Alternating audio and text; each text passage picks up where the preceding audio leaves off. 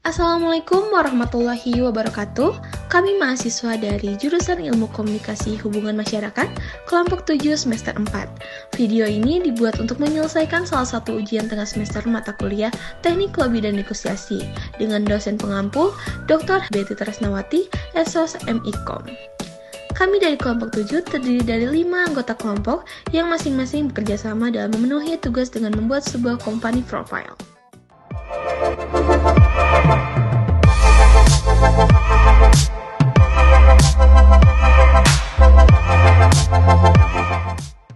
Sebelum kami masuk ke pembahasan lebih lanjut, izinkanlah kami memperkenalkan diri terlebih dahulu.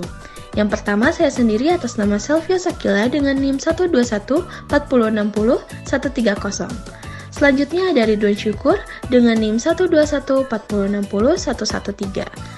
Lalu yang berikutnya ada Spika Almaj dengan NIM 1214060-137. Lalu selanjutnya ada Rizka Salsabila dengan NIM 1214060-117. Dan yang terakhir ada Wisnu Arya dengan NIM 1214060-153.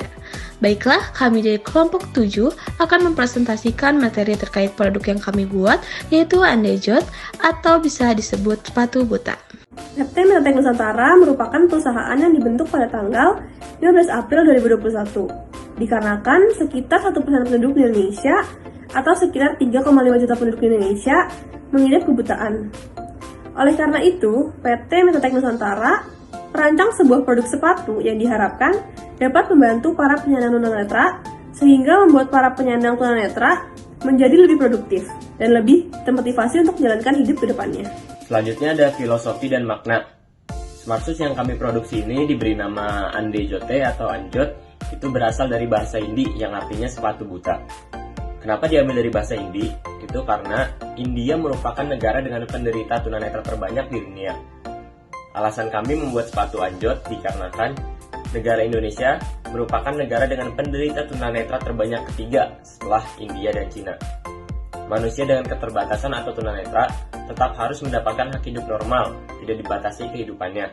Serta mereka juga tetap bisa beraktivitas dan berkomunikasi dengan orang lain selayaknya manusia pada umumnya. Harapannya, dengan adanya Anjot ini dapat bermanfaat dan dapat membantu kemandirian serta mobilitas penyandang tunanetra. Terima kasih. Latar belakang perusahaan kami termotivasi karena ingin memecahkan permasalahan bagi para penderita tunanetra yang selama ini mereka kesulitan untuk melakukan aktivitas sehari-hari. Sepatu pintar kami ini berinovasi dengan menggunakan sensor ultrasonik, earphone atau headset, dan juga GPS untuk memberikan simbol ketika ada bahaya kepada mereka. Visi dan misi. Visinya untuk membantu si penderita tunanetra tersebut supaya tidak menyulitkan orang-orang untuk terus menuntunnya kemanapun dia pergi, dan semoga bisa memudahkan si penderita tunanetra tersebut dalam melakukan aktivitasnya dengan mobile. Misinya yang pertama mewujudkan mobilitas bagi si penderita tunanetra. Yang kedua, menjaga keselamatan bagi penderita tunanetra. Dan yang terakhir, yang ketiga, meringankan beban keluarga yang anggota keluarganya menderita tunanetra. Struktur organisasi. Yang pertama terdapat Chief Executive Officer atau CEO yaitu Ridwan Syukur yang bertugas yang pertama untuk mengambil keputusan mengenai segala kegiatan operasional dan manajerial perusahaan. Selanjutnya, memeriksa keuangan perusahaan dan menyetujui anggaran yang diperlukan perusahaan. Yang ketiga, mengatur proses rekrutmen dan pemutusan hubungan kerja. Dan yang terakhir, untuk mengevaluasi kinerja perusahaan secara periodik. Yang kedua, terdapat Chief Financial Officer atau CFO yaitu Wisnu Arya Putra yang bertugas yang pertama untuk melaporkan kondisi keuangan perusahaan kepada CEO setiap bulannya. Yang kedua, untuk menangani semua kegiatan yang berhubungan dengan masalah keuangan. Yang ketiga, melakukan pengawasan terhadap kestabilan keuangan perusahaan. Lalu selanjutnya terdapat Chief Operating Officer atau COO, yaitu Rizka Salsabila, yang bertugas yang pertama untuk melaksanakan rencana bisnis perusahaan sesuai model bisnis yang telah ditetapkan. Yang kedua, untuk mengawasi penerapan strategi atau perkembangan operasional perusahaan. Lalu selanjutnya terdapat Chief Executive Marketing atau CMO yang terdiri dari Sylvia Sakila Rosalina dan Spica Amos Asilah, yang bertugas yang pertama untuk menyusun strategi pemasaran, yang kedua menganalisis strategi perusahaan, dan yang terakhir adalah menganalisis kebutuhan pasar atau konsumen. Nah, bisnis Anjot ini memiliki bisnis model yang dimana menggunakan bisnis model B2C yang memiliki banyak keuntungan seperti 1. Strategi marketing yang digunakan lebih beragam. 2. Menghemat biaya dari sisi company ke customer. 3. Pemasaran iklan lebih mudah menggunakan media sosial. Dan yang keempat, menjangkau lebih banyak customer. Terkait audit pasar, terdapat 4 analisa SWOT. Yang pertama itu strength atau kekuatan, yaitu harga terjangkau. Yang kedua, engineer pembuat alat berasal dari tim utama. Yang ketiga, alat bekerja secara otomatis. Yang keempat, komponen alat mudah dicari. Yang kelima, baterai tahan hingga 12 jam. Yang keenam, tahan di saat musim hujan. Yang kedua itu ada weakness atau kelemahan, yaitu komponen penyusut alat elektronik sangat rentan terhadap suatu kondisi tertentu. Yang kedua, tim inti tidak ada yang ahli di bidang bisnis. Yang ketiga, tim inti tidak menguasai gambaran strategi marketing alat yang dibuat. Yang ketiga itu opportunities atau kesempatan. Yang pertama, belum ada produksi jenis yang dikembangkan sehingga daya saing rendah. Yang kedua, berpotensi untuk diproduksi massal. Yang terakhir yaitu threats atau ancaman. Yang pertama, alat mudah ditiru, sehingga perusahaan lain dapat mempelagiat alat. Dan yang terakhir yaitu media pemasaran masih terbatas e-commerce. Ekosistem bisnis Anjot. Yang pertama terdapat supply, yaitu terdapat partners. Partners kami merupakan platform e-commerce yang bekerjasama dengan kami, yaitu Shopee dan Tokopedia. Yang kedua terdapat mitra suppliers. Mitra suppliers kami yaitu mitra penyedia alat bahan baku pembuat smart shoes. Yang ketiga terdapat mitra logistik. Mitra logistik yang bekerjasama dengan kami yaitu sebagai mitra distribusi smart shoes kami, yaitu GNT, GNI, Si Cepat, dan lain sebagainya. Yang terakhir terdapat payment methods atau lembaga pembayaran atau payment methods ini yang bekerjasama dengan kami sebagai pembayaran yang digunakan dalam pembelian atau transaksi kami, yaitu antara lain ShopeePay, OVO, GoPay, Kris, Dana, dan masih banyak lagi. Yang kedua terdapat demand, yaitu demand utama kami adalah customers, yaitu customers atau pembeli dari produk kami, yaitu salah satu sasaran utama dari smart shoes kami, antara lain penyandang tunanetra. Yang kedua terdapat kompetitor, yaitu para pengusaha sepatu lainnya. Terdapat strategi marketing yang dimana seperti segmentasi, target, positioning, dan bauran atau pemasaran, yaitu segmentasi dari produk ini yaitu alat bantu tunanetra Andejot berupa sepatu dengan seperangkat fitur otomatis terpusat pada 2 bagian, yaitu para penyandang tunanetra di sekolah luar biasa dan lembaga swadaya yang ada. Dan yang kedua ada target. Nah, target di sini yaitu penyandang dengan ekonomi menengah ke atas dengan usia di atas 12 tahun ke atas menjadi target utama dari produk ini.